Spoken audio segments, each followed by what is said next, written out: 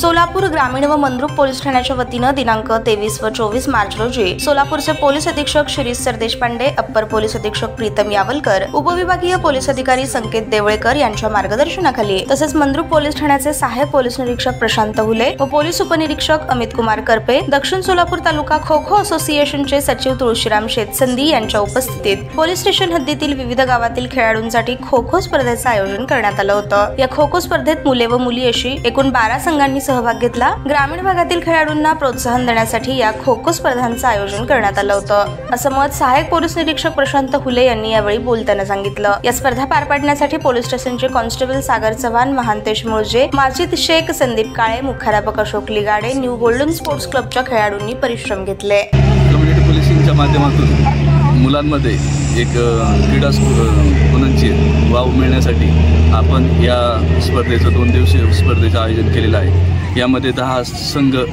आलेले आहे। आपण आज आणि उद्या या स्पर्धा खेळून त्यांच्या कलागुणांना आणि क्रीडागुणांना वाव देण्याचा प्रयत्न करणार आहोत। त्याच्यामध्ये 4 संघांचं निवड करणार आहोत आणि उत्कृष्ट खेळाडूची निवड करणार आहोत। धन्यवाद।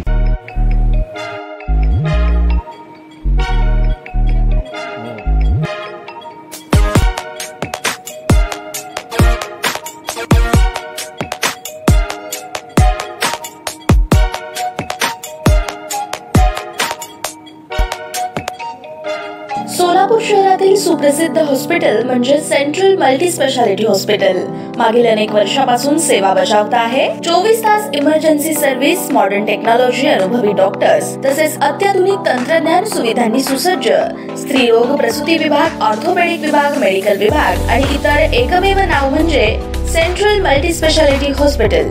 पत्ता गणेशपेठ शॉपिंग सेंटर, मंगळवार बाजार, सोलापूर। ताज्या बातम्या पाहण्यासाठी प्राईम महाराष्ट्र न्यूज चॅनलला सबस्क्राईब करा।